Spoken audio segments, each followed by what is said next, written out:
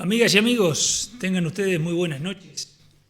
Es un verdadero placer para nosotros, en primer lugar, pedirle permiso al informativo central de Canal 6, que es lo que corresponde. A esta hora usted debería estar mirando a Gonzalo Rodríguez con sus noticias, pero hemos decidido, a raíz de que justamente estamos cumpliendo algo que realmente a nosotros nos llena de orgullo, sobre todo por ser duraznense, ¿verdad? Con los 50 años, usted dirá, pero ¿cómo?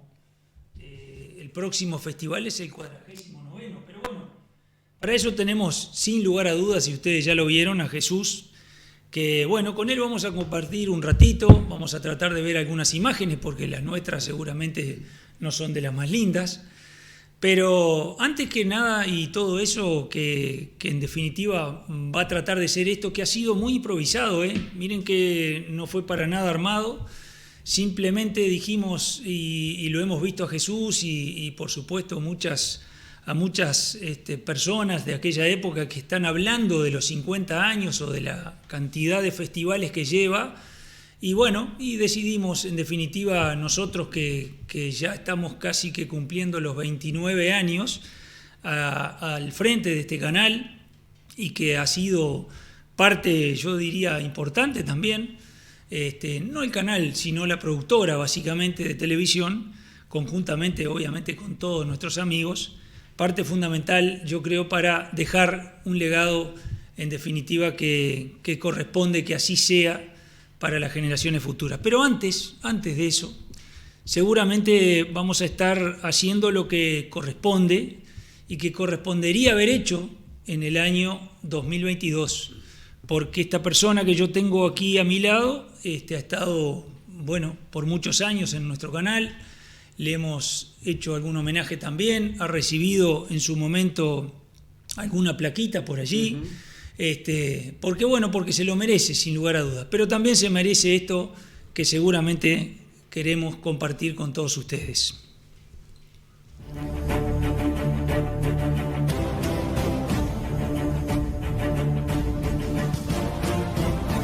Perfiles para la biografía de una ciudad. Jesús Carlos Correa trae un perfil duraznense a un mosaico de nombres relevantes, sobre aportes de publicaciones del licenciado Oscar Padrón Fabre, el profesor Carlos Farielo y la propia producción del programa. En el año del bicentenario de Durazno, recordamos a quienes han sido parte trascendentes en la historia de la ciudad.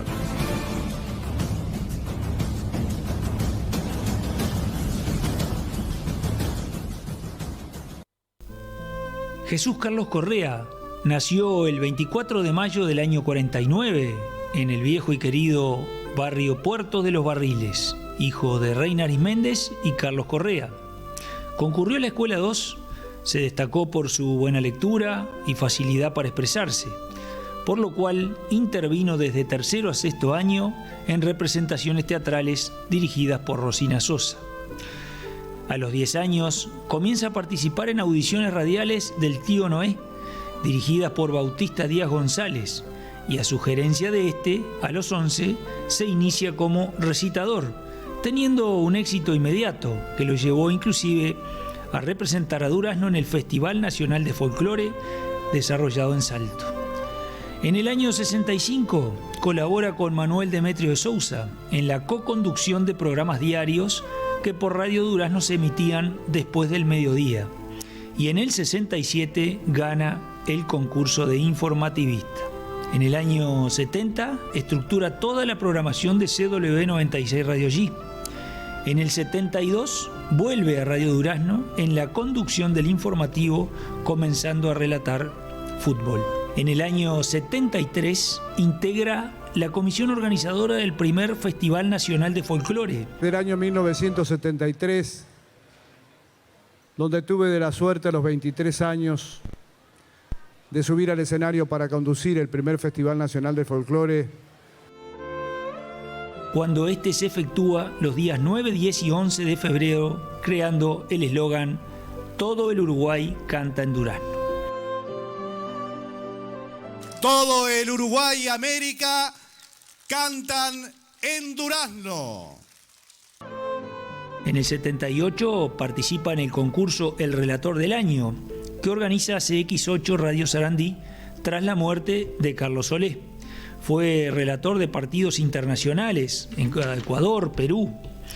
También estuvo en radios como CX28 Radio Imparcial, CX30 La Radio, CW33 Radio Florida, CX156 Difusora Americana, 102.7 Emisora Centro de Durazno.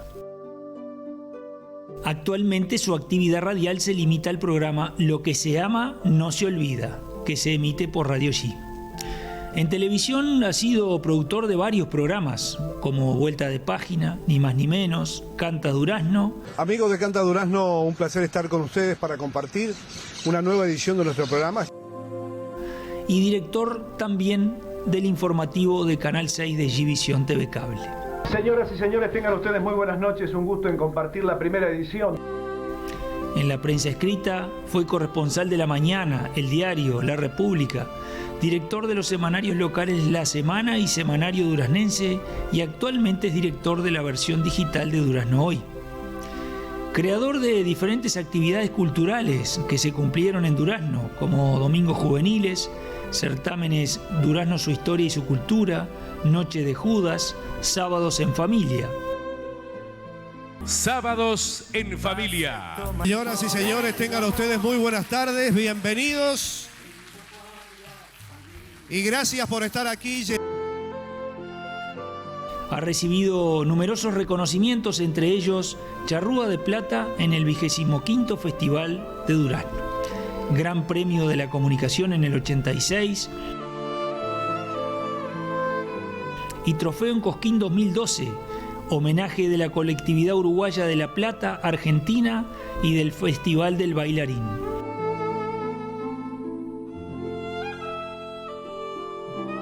Recientemente, en mayo del 2022, se entregó una distinción denominada Letras del Bicentenario. Ha sido laureado en 4 oportunidades en los certámenes de poesía y cuentos que organiza la División Cultura de la Intendencia.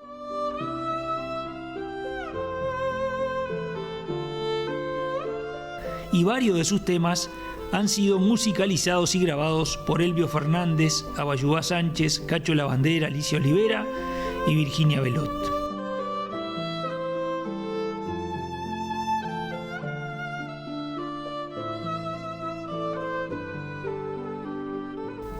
En febrero del año 2018 se despidió de la conducción del Festival de Folclore, del cual fue su conductor en 40 de las 45 ediciones efectuadas. Decirles que creo que es el momento apropiado para el descanso, para la familia y para que me quede como recuerdo lo que han sido estos 45 años en la conducción del festival y que sean otras voces y otros hombres los que tomen esta tarea para que el festival tal vez vuelva a ser lo que yo soñé en un principio.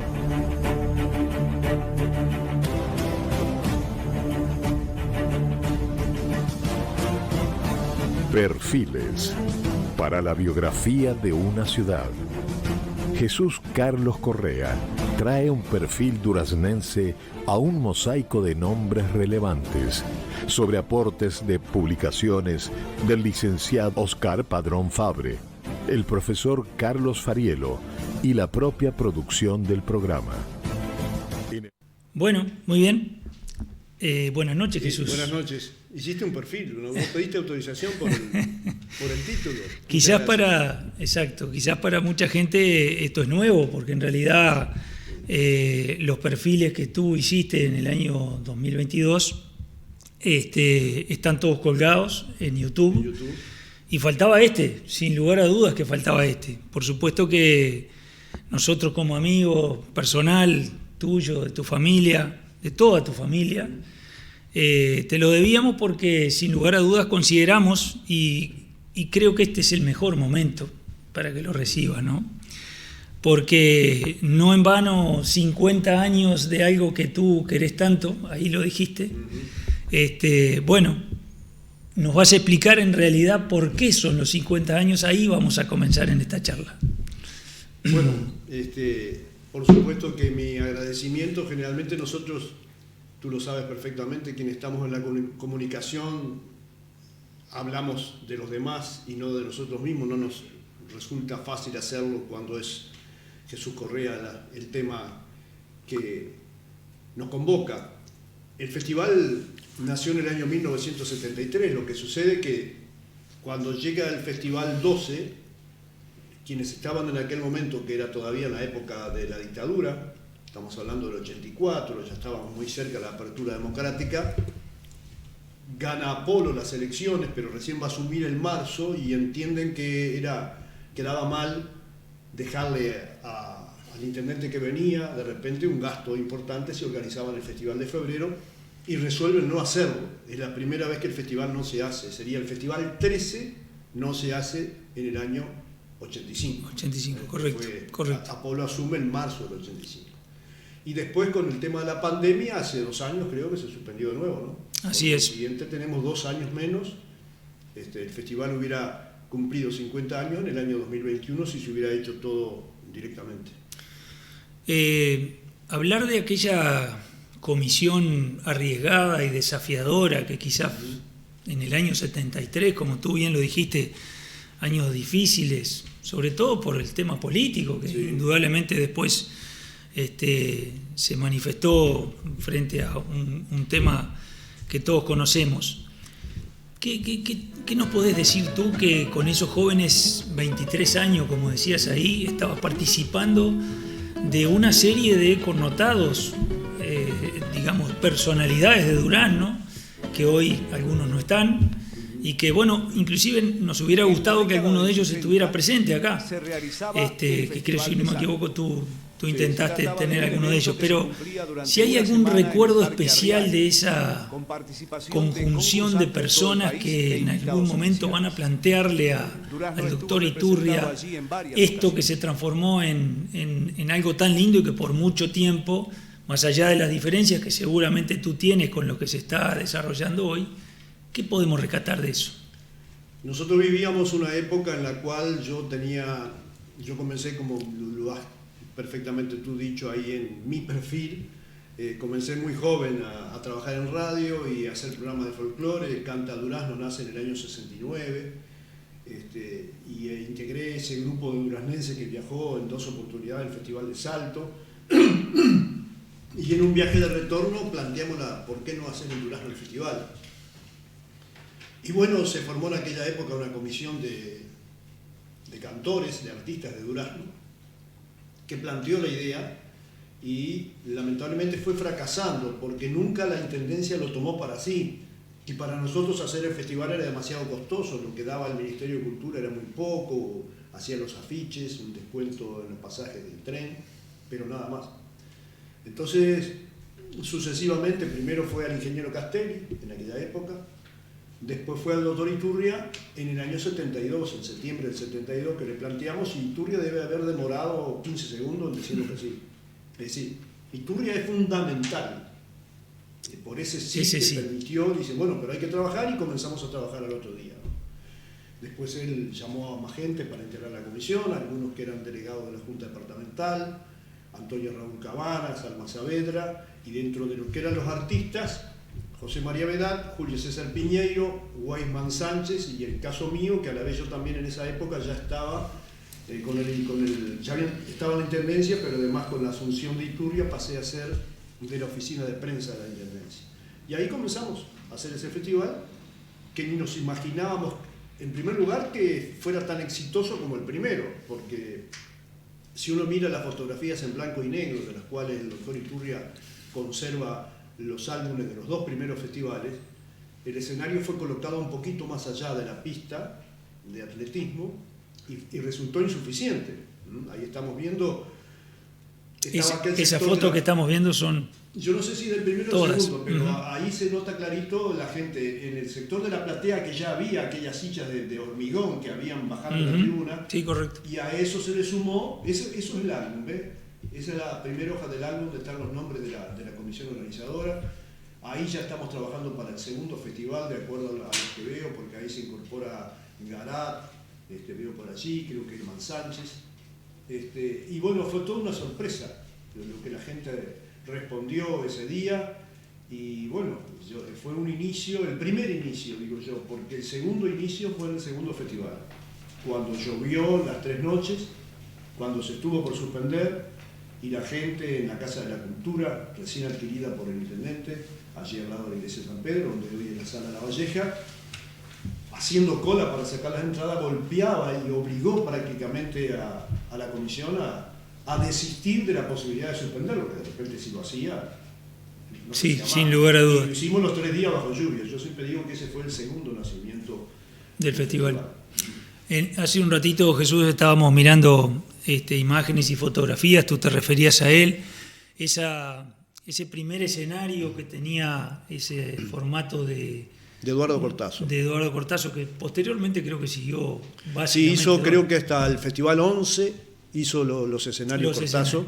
Y en el caso del primero, que era muy sencillito, yo siempre cuento que no teníamos, en el caso mío, que era el único animador, porque en realidad iba a ser Cristina Morán la animadora. Esa es una anécdota interesante, sí. ¿no? No teníamos dónde ponernos, en el caso de que lloviera, ¿no? Menos mal que no pasó eso. Y lo hizo Eduardo Cortazo teniendo como base el afiche del concurso para el primer festival, que está aquí a mi espalda, que después se transformó en el logo del festival y que es de la autoría de Milton Moreira, un excelente profesor de dibujo. Yo lo tuve también en el liceo, con quien compartimos incluso algunas actividades. Yo tuve la oportunidad de hacerle un homenaje en Mis Peñas de Canta Durazno cuando el festival cumplió 25 años. A medida que pasa el tiempo, uno nota en ese logo que está realmente impresionante, con esas manos y esa especie de mezcla de lira, ¿no? Que sobre el corazón del Uruguay, ¿no? Lo dice todo, ¿no? Sí, yo creo que sí. Ese afiche lo dice todo, está el corazón y sin lugar a dudas manifiesta en definitiva lo que es el festival. Mientras le voy a pedir a Daniel que nos siga poniendo un poco de imágenes y hay que explicar un poquito porque allí hay un sello que dice 30 años. Eso fue un video hecho con motivo justamente de los 30 años, claro, que no se hizo más nada posteriormente, que sería una muy buena idea para seguramente los 50, que en estos 50 se tuviera en cuenta, porque hoy en día las posibilidades de todo lo que tiene que ver con el archivo videográfico, llamémosle así, son realmente increíbles y bueno, estas cosas son las que al principio decíamos se tienen que quedar para que las generaciones futuras lo puedan ver. Yo voy a tratar de seguir con la cronología, ¿verdad? Quizás los festivales hechos en épocas de militares fueron diferentes a lo que empezaron posterior a la vuelta de la democracia. Diría que no, porque es importante decir que los que estábamos en aquella comisión teníamos el festival entre ceja y ceja, era lo único que nos interesaba y para lo cual trabajábamos. Allí no había gente vinculada a la política, por ejemplo, en la primera comisión organizadora que estuvo, incluso si uno mira tampoco en las que le siguieron. Todo lo que se buscaba era hacer el festival. El famoso Febrero Amargo, que comienza coincidentemente con el festival, no estaba en nuestros planes. Lo único que hizo, cuando sucede eso, nos dejarán hacer el festival, ¿no? Porque estaba bastante tirante. Incluso en la época de la dictadura, cuando acá viene el coronel Barrios, fue un intendente abierto. Le hicieron una despedida en el estadio cerrado, ¿no? Y no puso ningún reparo y siempre... Una de las cosas que había era que cuando terminaba el festival siempre se despedía, el intendente subía a hacer un discurso de cierre, muchas veces con la entrega del Charrúa de Oro, y la gran expectativa era si anunciaba o no la continuación del festival. Y nunca hubo. Acá Carlos Benavides estaba prohibido en Tacuarembó y recibió el Charrúa de Oro en Durazno, ¿no? Por supuesto que hubieron algunos problemas originados por determinados artistas, con reacciones del público, en una época totalmente diferente a la de hoy, donde los perfiles de la gente políticamente eran de repente distintos, y bueno, eso era inevitable porque se producían de repente en un instante y eran imposibles de evitarlos, pero que yo recuerde, claro, como me pasó a mí en mi programa, yo tenía un programa donde me requisaron todos los discos de los cantores de izquierda, Y acá durante una época no estuvo ni Citarrosa, ni El Zabalero, ni el Numa Moray, y los limareños y unos más, porque no estaban, porque se fueron. Esas imágenes de Citarrosa que están ahí son apenas llegó. Él llega y actúa 2 años consecutivos, porque antes no había podido, porque no estaba en el Uruguay, ¿no? Y después fallece, ¿no? A veces yo he leído algunos comentarios de un festival que nació en la dictadura y está totalmente fuera de la realidad, fuera totalmente de la realidad. Es más, acá me acuerdo que hay una anécdota de determinado momento que ANCAP se pedía colaboración y ANCAP pone en Durazno, ofrece y se le acepta la actuación de Los Nocheros, que era un conjunto uruguayo, Los Nocheros uruguayos, y que sí tenían un perfil bien de derecha, ¿no? Ellos fueron los que cantaban Disculpe, ¿no? de Hugo Ferrari. Correcto. Y a la comisión de turno, a esa, y creo que le pasó a muchas también después, no le gustaba mucho cuando los artistas entraban por una ventana del costado y no venían por una gestión directa de la comisión, donde de repente venía una orden de arriba, bueno, hay que ponerlo, vamos a suponer, que eso siempre pasó. Correcto. Sucede aún hoy. Y bueno, y lo que hicimos nosotros, recuerdo, la comisión de aquel momento, fue, los nocheros tenían un estilo muy parecido a los chalchaleros, se vestían como los chalchaleros, cantaban como ellos, prime, ¿no? Todas aquellas cosas típicas de los chalchaleros, y nosotros lo pusimos inmediatamente después de los chalchaleros. ¿Sabe cómo estaba, no? Sí, me imagino. Anécdotas simplemente de momentos que hemos vivido, el caso de los olimareños que están ahí, que vinieron en el segundo festival, que actuaron 2 veces, que la primera vez no hubo inconveniente, pero la segunda Pepe Guerra dijo algunas palabras que no cayeron bien al público, originaron algunos inconvenientes, pero en fin, hay momentos, no todo en la vida, como en la vida misma nuestra, Marcelo, no todo es color de rosa, ¿no? Sin lugar a dudas, Jesús. Lo importante es que ha durado y que se ha mantenido. Exacto, ¿no? Exacto. Más allá de las diferencias que yo te dije, seguramente vamos a dejarlo para el final. Pero si hay algo que creo que el festival tiene, es que fue innovador en muchas cosas, que quizás hoy no están y que son de fundamental importancia, no para el festival, yo creo que para los artistas nacionales, es más, e internacionales. Yo recuerdo claramente a algún amigo que me decía lo que era Pablo Estramín cuando vino a Durazno. Dormía en los estudios de Radio Durazno, de la vieja Radio Durazno en Penza, esperaba un rato esperando allí para poder. Entonces, eso, Jesús, seguramente es parte del corazón real de lo que el festival es. Más allá de que si lo miramos, capaz que el público normalmente acompaña al artista superior y no quizás a los que estaban al principio. Creo que sucedió eso siempre. Con muchos, sí. ¿No? Sin embargo, sí, muchos artistas surgieron a raíz del Festival de Folclore. Del concurso del festival. Correcto, sí, del concurso. Exacto. Sí, el caso de Pablo, porque Pablo venía a estudiar a la escuela agraria cuando no cantaba, o si cantaba no era muy conocido, y como tenía una hora y media entre la llegada de la onda y el micro que los llevaba a todos, se iban a la radio, que les quedaba una cuadra, y allí tomaba mate con nosotros, a veces dormitaba un poco, pero generalmente nos masiteábamos, como decimos nosotros, y nos hicimos muy amigos, ¿no? Hasta que después viene al festival, integra un conjunto Tiempo Nuevo de Canelones, le dan un premio por la mejor voz, y a partir de allí, bueno, después terminó siendo charrúa de oro del festival, ¿no? Y en mi caso particular, una persona muy querida, muy apreciada a lo largo de los años, y si he hecho amigos dentro de los cantores, Pablo era uno de ellos, ¿no? Al cumpleaños de 15 de mi hija vino, y yo lo fui a buscar a la terminal y se tiró abajo del asiento atrás para hacer más sorpresa su llegada. Pero sí, fíjate que en el primer festival Carlos Benavides vino a participar, salió segundo, estuvo Eduardo Larbanois, que estaba con Eduardo Lago, formaban los Eduardos, pero por el festival pasaron los Orilleros, Maciegas, Pablo Estramín, como decíamos hoy, el Canario Martínez, Carlos Alberto Rodríguez, Caterín Berre, que acaba de ganar el Charrúa de Oro, fue concursante en su momento, ¿no? Es decir, el concurso fue muy importante. Hay algunos que cumplieron todas las etapas, ganaron el concurso, después fueron Premio Revelación y después terminaron siendo Charrúa de Oro. Se ha dado el caso de los tres, es decir, que son, en ese caso, artistas que nacieron en Durazno y llegaron a su culminación para Durazno, que es el Charrúa de Oro, con todo el proceso, ¿no? Y eso de alguna forma quedó trunca al no hacerlo más. Jesús, yo ahora voy a ponerte sobre la mesa, capaz que un poco en aprieto, para ver si tu opinión es la misma. Para mí, el festival tiene determinadas marcas, obviamente, porque yo comencé a participar del festival, soy un poco más joven que tú. Pero muy poco. Pero muy poco, sí, nos llevamos poco.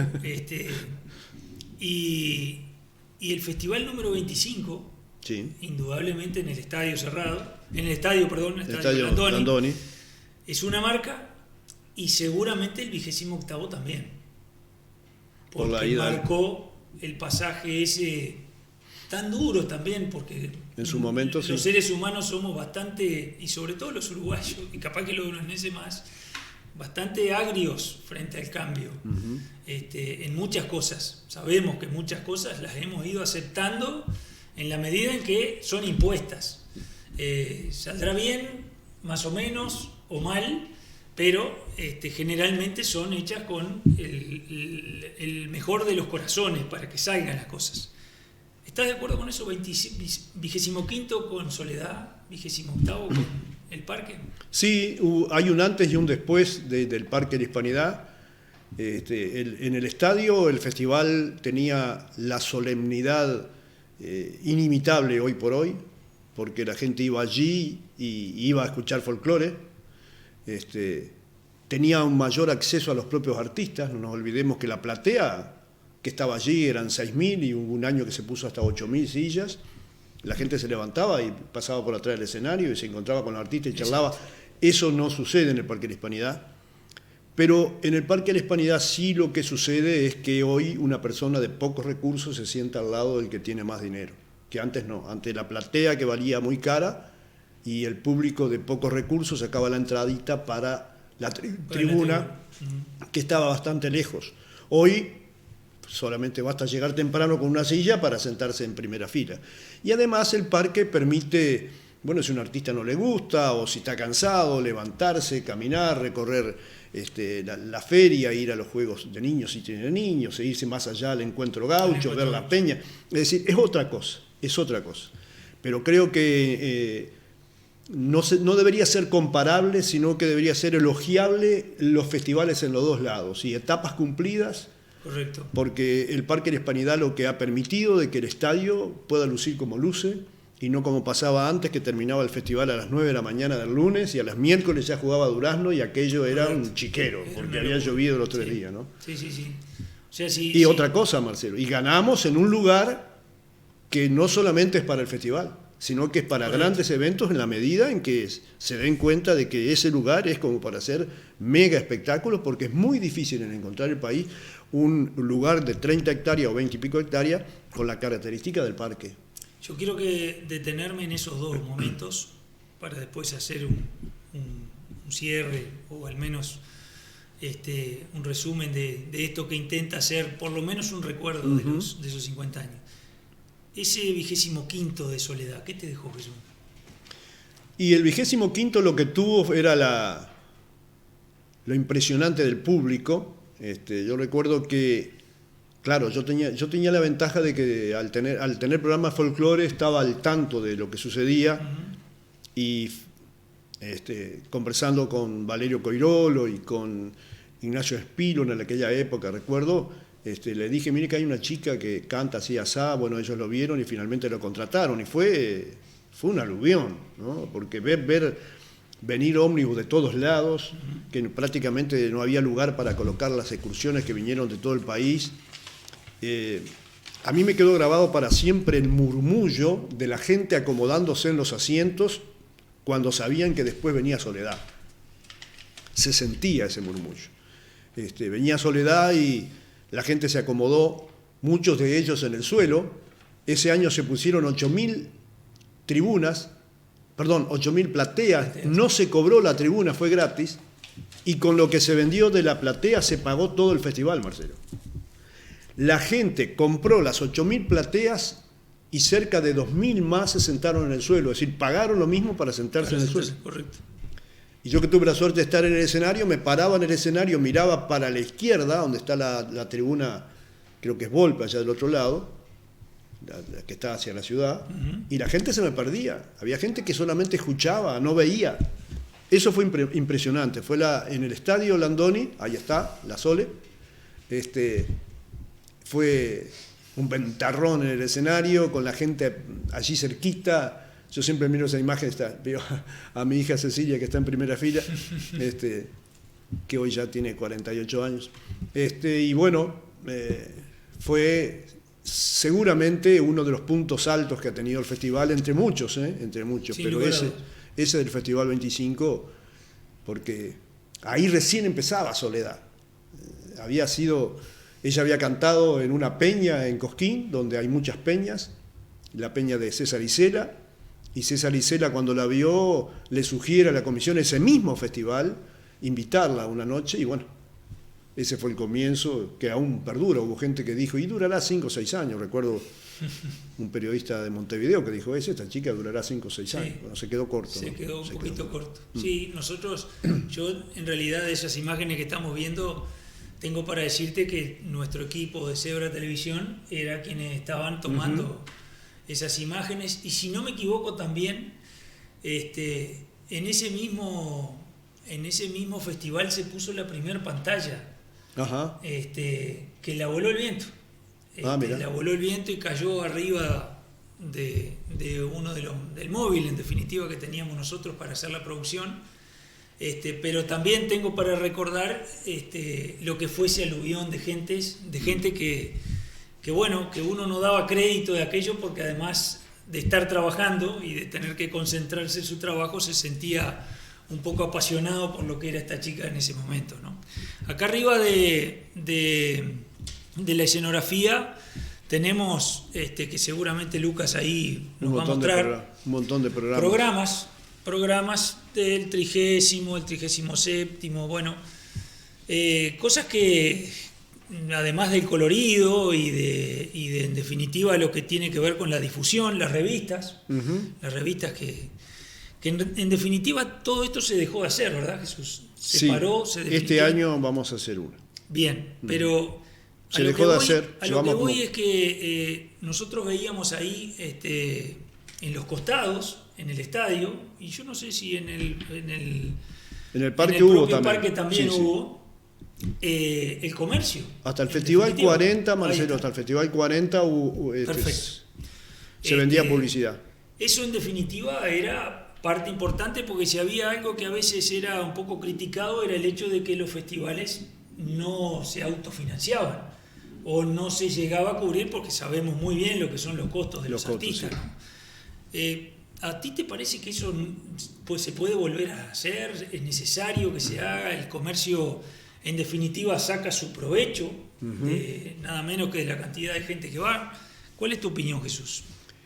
Bueno, yo creo que, estaba mirando porque ayer creo que cuando juntamos a los olimareños, sí. A mí la Patria Gaucha, por ejemplo, que venía a Durazno y ahora va a volver porque hemos reanudado las relaciones con ellos decían que venían a Durazno a aprender. Y lo que aprendieron de Durazno, que si ustedes cualquiera que vaya a la Patria Gaucha este año, que es en marzo, va a ver que los escenarios tienen a derecha e izquierda, como una especie de brazos, 3 hileras de publicidad. Yo sé de un amigo que tiene una agroveterinaria allá que vende solamente de los laboratorios para cual él trabaja, le aporta $120.000 de publicidad a la Patria Gaucha. Y a eso hay que sumarle lo demás. Correcto. Acá se dejó de hacer esa publicidad, y el festival, Marcelo, que va a cumplir 50 años, no está vendido. Correcto. Y en el mundo moderno que vivimos, que un evento de esta naturaleza no esté vendido es insólito. Y difundido, Jesús, porque los festivales en Argentina, la televisión pública, es prácticamente un deber sacar. Claro, pero ese es un tema nacional, ¿no? Correcto. Ese es un tema nacional, porque propuestas han habido, se le ha dado, dice, mira, acá tienen el festival, transmítanlo, véndanlo, hagan lo que quieran, pero... Yo le voy a pedir a Lucas que muestre un poquito estos afiches que, bueno, no están muy bien puestos porque lo hicimos como lo dije al principio, con bastante improvisación, pero voy a mostrar algo muy especial y que en realidad me compete un poco a mi familia. Sí, el Mondino.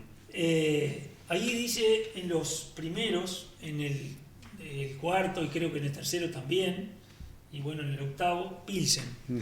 Digo que me compete porque tengo que hacer un recuerdo a mi hermano, sí, a Luis Mario Mondino sí. Navata, que sé que era un gran, no solo amigo de Iturria, sino que además tenía en su momento, bueno, en nuestra familia tenía la distribución de Fábricas Nacionales de Cerveza, y recuerdo claramente los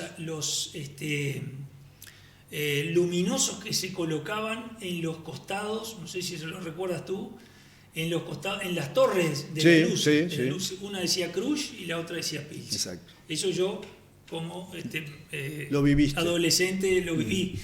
Y bueno, eso marca un poco lo que tú decías, ¿no? Había alguien detrás, una firma nacional que seguramente estaba apoyando.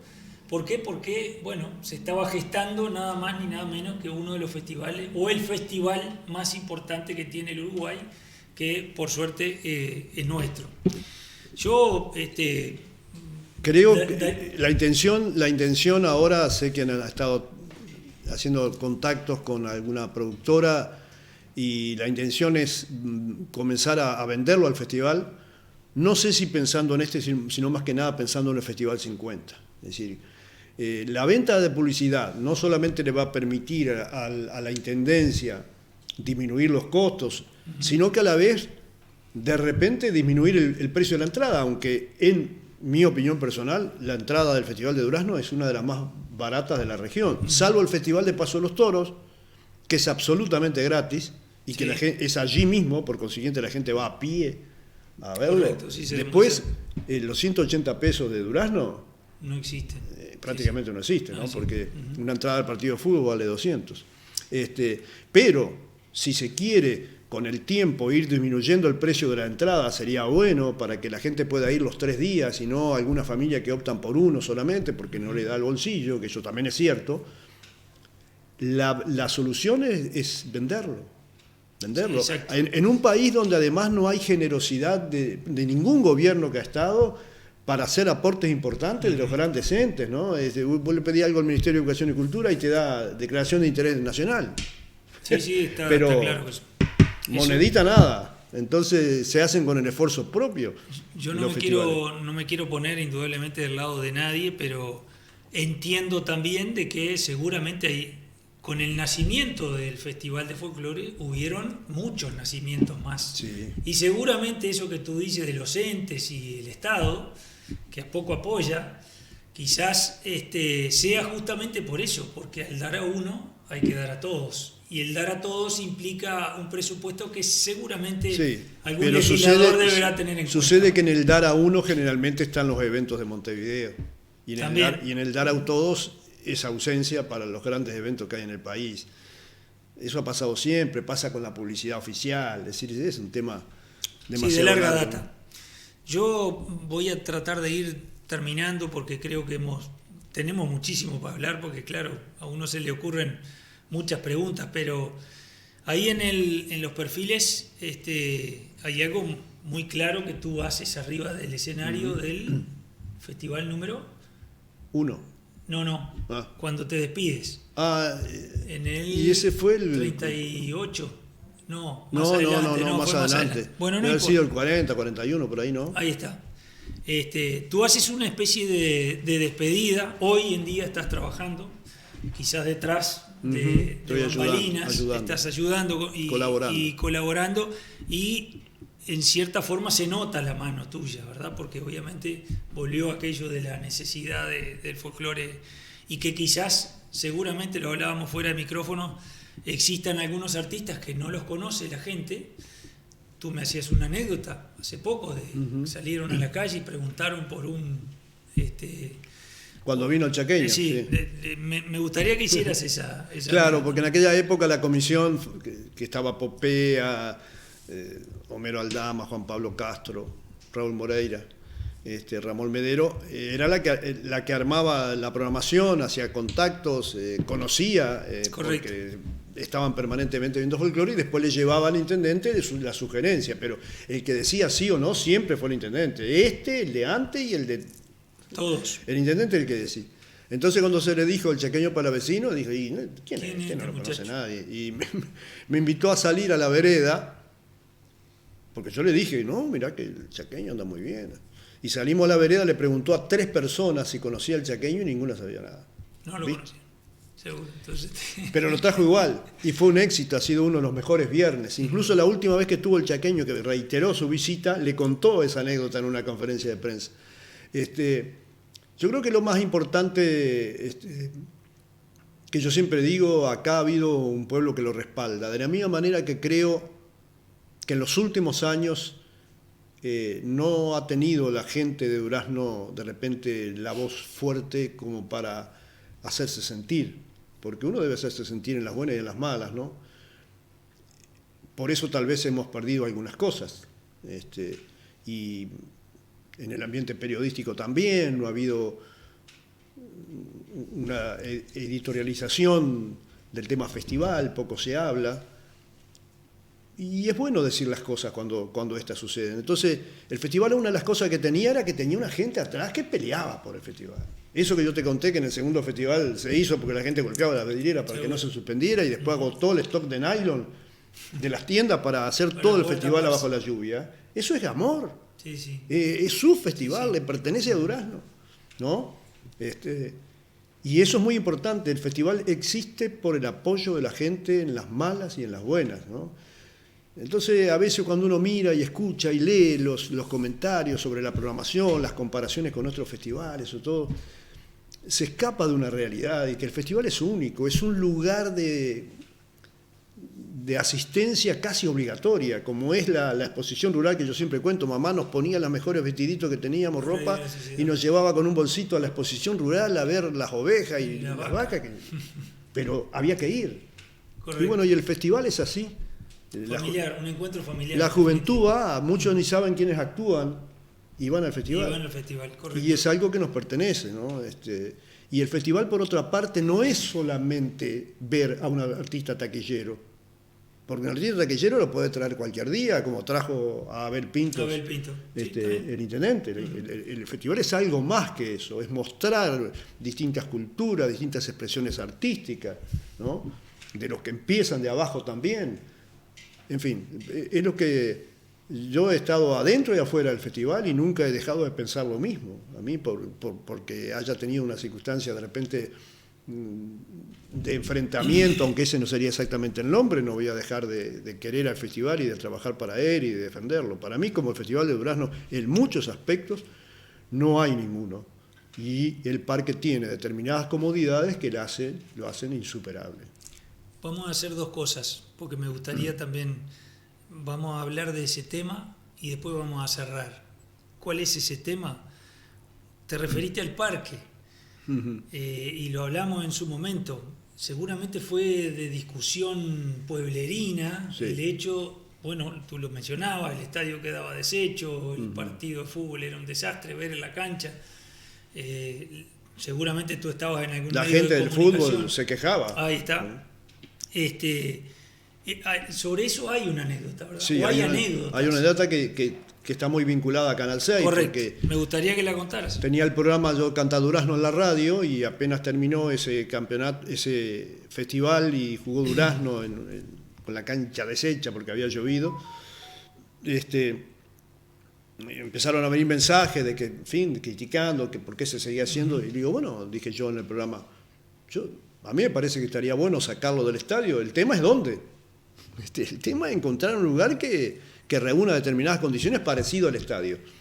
Y al otro día fui a hacer una gestión al Banco República y uno de los cajeros, el señor Bittencourt, que le gustaba muchísimo el folclore, que escuchaba mi programa, su hijo es músico y también tiene un estudio de audio, que vivía en calle Pensa, sí, entre Rivera y Valle. Me dice, Correa, lo escuché en la radio. Dice, ¿usted no ha visto el Parque de la Hispanidad? Dice, ¿usted sabe que estuvimos el otro día? Dice, creado en el año 92. Creado en el 92, pero que se había hecho... Inaugurado una puerta. Claro, ¿no? Se había hecho nada más que la puerta, se habían plantado algunos árboles americanos. Y bueno, y al otro día, o no sé cuándo, nos juntamos, vine acá, con una cámara, fuimos con el negro César Otaño, porque tenía que hacer los copetes de Canta Durazno que lo hacía en televisión. Y cuando entramos al parque y llegamos, desembocamos en esos primeros 50 metros que ahí se abre, esa que existe. ahí vimos el festival. Y bueno, bajábamos allá, nos pusimos contra el agua, yo hice los copetes, que tú lo encontraste un día, creo que los perdiste después, porque ese es, un documento valiosísimo. Van a aparecer. Y entonces después se lo planteamos al ingeniero Apolo, cuando se suspende una etapa y los nocheros vinieron a actuar acá, después de aceptar en Colón, estaban esperando y se le planteó hacerlo el sábado empezando al mediodía, ¿te acordás? Sí, correcto. El domingo empezando al mediodía. Y ahí en el Hotel Durazno, mientras esperábamos a los nocheros, yo le planteé la idea esa de que había todo esto que te conté a vos, se lo planteé a ellos, les gustó la idea, pero como el propio Tabita de Campos me dijo el día que se inauguró en el parque, no se animaron a hacerlo. Planteado primero a Vidalín y después al ingeniero Irazábal, se terminó haciendo prácticamente en 2 meses y medio, ¿no? Y bueno, sí, exacto. Pero vuelvo a reiterar, yo tuve la suerte de estar en el lugar adecuado y poder plantearlo, pero la idea de decir, ¿de dónde tenía este es el lugar, es de Betancourt, que falleció hace unos años, pero que tenía ese mérito, y es una de las ventajas de uno de estar en los medios de comunicación y tener respuesta de la gente, y un elemento más para decir que la gente ha sido fundamental en la historia del festival, hasta en este punto, ¿no? ¿Qué serían los medios de comunicación si no tuviéramos en realidad a quienes nos aguantan del otro lado de la cámara o del micrófono? Bien utilizados los medios de comunicación son fundamentales. Jesús, vamos a ir cerrando esto que intenta ser, intentó ser por lo menos un recuerdo de estos 50 años que se hizo el primer festival, ¿verdad? Porque el 50 festival va a ser en el año 2024. ¿Qué te gustaría, a manera de resumen, que pasara de aquí en adelante? Porque obviamente nosotros, como seres humanos que somos, estamos en la famosa curva de Gauss, ¿no? Esa que no sabemos en qué lugar, ¿cuánto nos pero queda? Empezamos a mirar un poco hacia otro lugar y quizás con un poco más de tranquilidad, ¿no? ¿Qué te gustaría? ¿Cómo verías tú el festival dentro de 5 años o el año que viene, con los 50 años? Creo que el festival tendría que ser muy parecido al primero, utilizando todos los medios posibles que hay ahora. Y parecido al primero, por ejemplo, porque hay gente que está viva, que han ganado charrúas de oro, hay ganadores del Festival de Durazno, Juan Carlos López, por ejemplo, en la categoría payadores sigue payando. Entonces, tener una participación de aquellos, traer, por ejemplo, todos los charrúas de oro que están vivos, bueno, hay unos cuantos, ¿no? Y lo otro que me gustaría es que fuera entrada gratis. Tal vez es un sueño demasiado alocado, pero es un tema que yo he planteado, no he tenido suerte, ni siquiera... Yo, por ejemplo, preguntaba, ¿qué es preferible? ¿5.000 entradas a 180 o 10.000 a 100? Yo prefiero 10.000 a 100, porque primero que tengo más público allí, ¿no? Pero claro, los festivales están presupuestados y a veces es difícil, pero tal vez el Festival 50 podamos llegar a eso, ¿no? A tener un festival gratuito donde toda la gente pueda ir las 3 noches. El festival nunca fue gratuito, es importante decirlo, incluso antes el precio de la entrada era más caro que ahora, en proporción con el dólar, ¿no? Era más caro. La entrada cuando vino Soledad era 160 pesos y 180 pesos de acuerdo a la ubicación. Sí, por lo que tú comentabas de la platea y estar en lugares. Pero me gustaría un festival donde todos podamos, la mayor cantidad de personas puedan estar allí presentes y disfrutarlo y compartirlo como algo que nos pertenece a todos los duraznenses. Bueno, Jesús, en nombre de Zebra Televisión, de Canal 6, seguramente de los que nos hayan estado mirando, te tengo que agradecer. Por supuesto, también agradecer a los que no están, a los que participaron en aquella linda idea de que hoy podamos estar hablando de estos 50 José María Vedat, Antonio Raúl Cabanas, Weyman Sánchez. ¿Popea estaba? Alma Saavedra, son los 4 fallecidos. El resto son Raúl Moreira, Piñeiro. Julio Piñeiro, el doctor Raúl Iturria y en mi caso particular. No, Popea viene Hay una nota interesante, no sé, ¿hay tiempo? Sí, sí, igual como... no hacemos el informativo.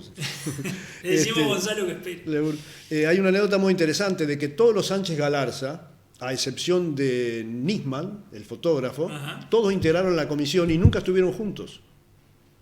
En el primer festival estuvo Weisman, en el segundo y tercero estuvo Elman, el maestro, después estuvo Oneín, cerca de 6 o 7 años, el dentista, y ahí aparece Popea recién, que está prácticamente hasta el Festival 38, creo, ¿no? Todos de la familia Sánchez Galarza integrando el festival. Y bueno, comisiones, que yo creo que es otra de las cosas que le hace falta al festival. Tener una comisión externa a la intendencia, con gente que conozca de la temática folclórica y que pueda dar aportes sin tener determinados lazos que lo obliguen a tomar determinados caminos. Por lo menos a plantearlo, aunque después no salga, pero hacerlo le vendría muy bien una comisión externa. Perfecto. Porque así se ha hecho siempre en el festival y no que pase por una o dos personas que a veces ni siquiera van a un espectáculo de folclore, ¿no? Como eso muchas veces sucede. O no escuchan folclore. Sí, exactamente. Ahora creo que el festival ha recuperado algunos aspectos, la realización de las peñas este año es algo de eso. En el Festival del Rosedal se hizo un concurso y van a venir los ganadores acá. Bien. También es un comienzo para la recuperación de la parte competitiva. Pero yo vuelvo a insistir en el tema de las peñas, verá que van a estar buenas, ¿no? Porque están los Cumpa, la Ganoa Carrero, Nuba Moraes, Maciega, sí, están todos ahí cantando junto con la gente. De Che y vos, en la plaza, en el parador de la playa, en el ruedo, en el rancho de piedra Juan Casalás. Son cosas que se han recuperado felizmente. Muy bien. Bueno, muchas gracias. Por favor. Seguramente esperemos poder hacer uno cuando se hagan las bodas de oro. Que bueno, que gran parte de lo que tú pides y seguramente lo que puede aportar mucha gente que generalmente está ansiosa de poder tener artistas con los cuales pueda estar muy cercanos a ellos, que en definitiva es lo que pasa con el festival. Bueno, ojalá pueda suceder eso en estos 50 años. Yo agradecerles a todos ustedes, por supuesto. Hemos hecho esto un poco improvisado. No sabemos si salió bien o no, pero seguramente... Generalmente sale mejor que si se prepara. Exacto, exactamente.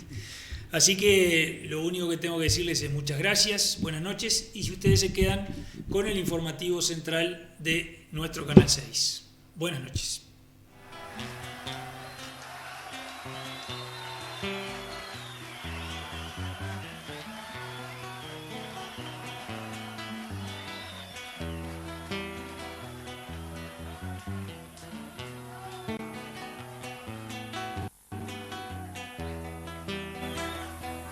Ese criollo rodea,